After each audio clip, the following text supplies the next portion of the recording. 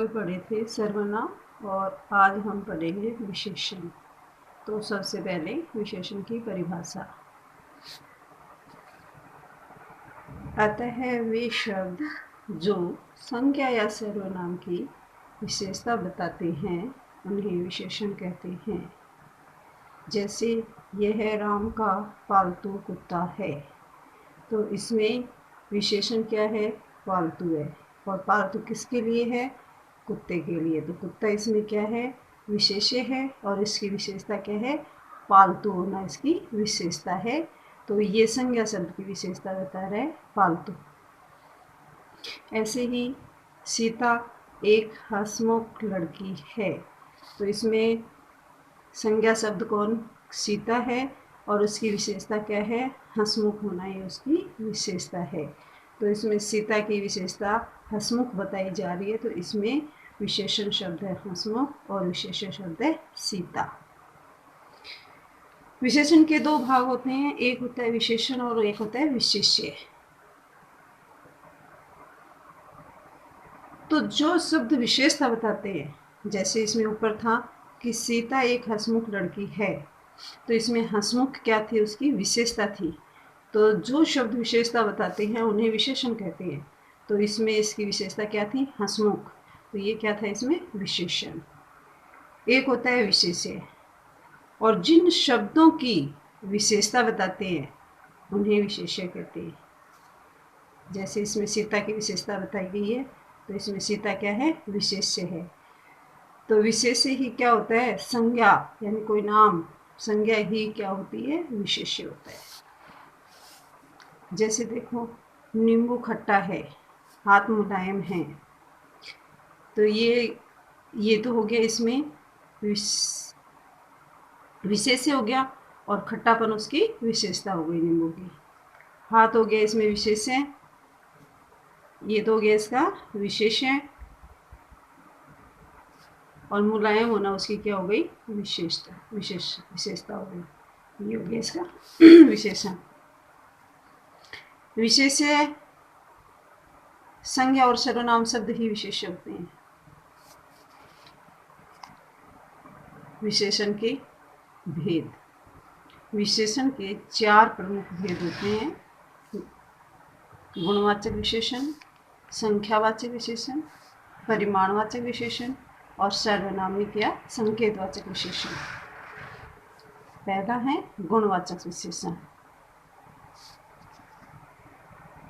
जिन विशेषण शब्दों से संज्ञा या सर्वनाम के गुण, दोष, रंग, रूप, आकार, प्रकार, स्वभाव आदि की विशेषताएं बताई जाए उन्हें गुणवाचक विशेषण कहते हैं।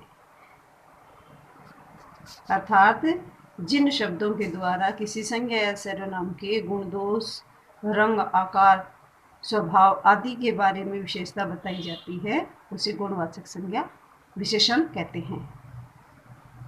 जैसे मोहन ईमानदार व्यक्ति है, तो इसमें संज्ञा शब्द क्या है? मोहन, और ईमानदार उसका क्या है? गुण है।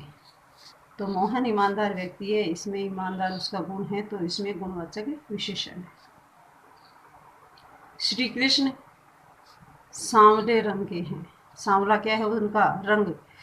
तो श्री कृष्ण क्या हो गए? इसमें संज्ञा हो गए, और सांवलापन क्या है? उसके गुण हैं, तो ये गुणवाचक विशेषण हो गया। आम मीठे हैं, आम हो गया विशेष्य, और मीठापन उसका क्या हो गया? गुण हो गया, तो ये हो गया उसका गुणवाचक विशेषण।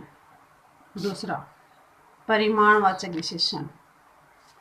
परिमाणवाचक विशेषण जिन विशेषण शब्दों से किसी वस्तु की मात्रा, परिमाण अथवा वजन की सूचना मिले उसे परिमाणवाचक विशेषण कहते हैं। यानी किसी भी वस्तु की मात्रा के बारे में कि कितना है, वजन आदि के बारे में जो सूचना मिलती है उसे परिमाणवाचक विशेषण कहते हैं। और परिमाणवाचक विशेषण के 2 भेद होते हैं। एक तो होता है निश्चित परिमाणवाचक विशेषण,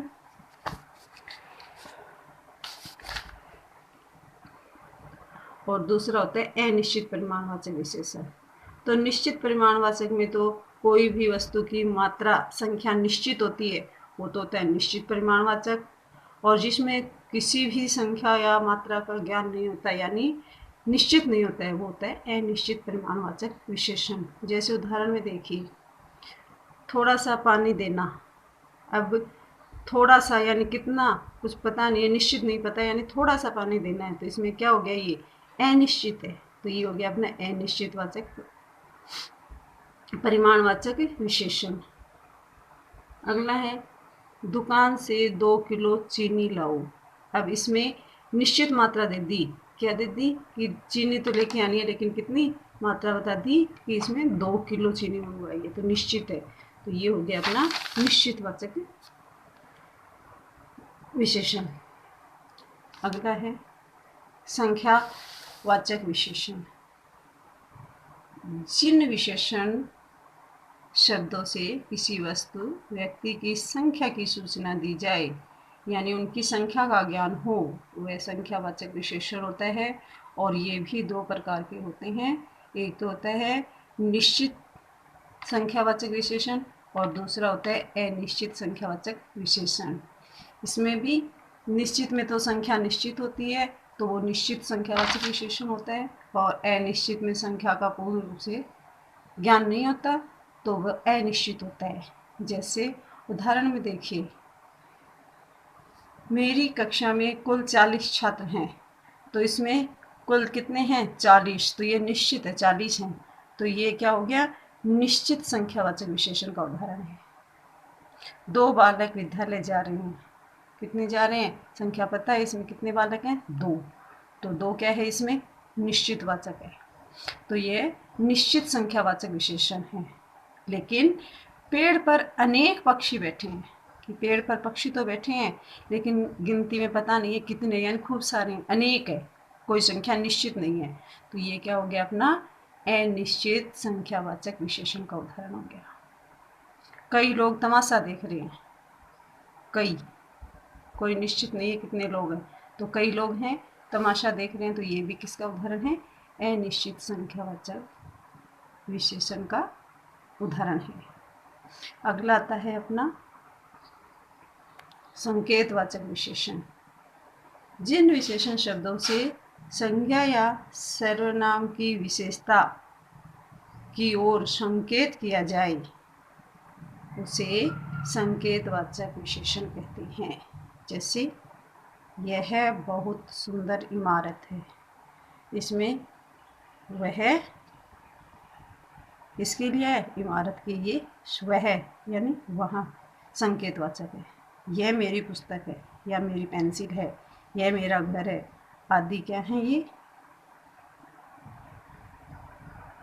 संकेत कर रहे हैं ये, तो ये संकेतवाचक विशेषण है।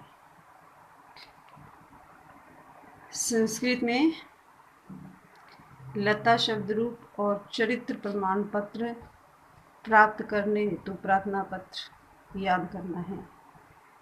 आज के लिए इतना ही, बाकी कल पढ़ेंगे।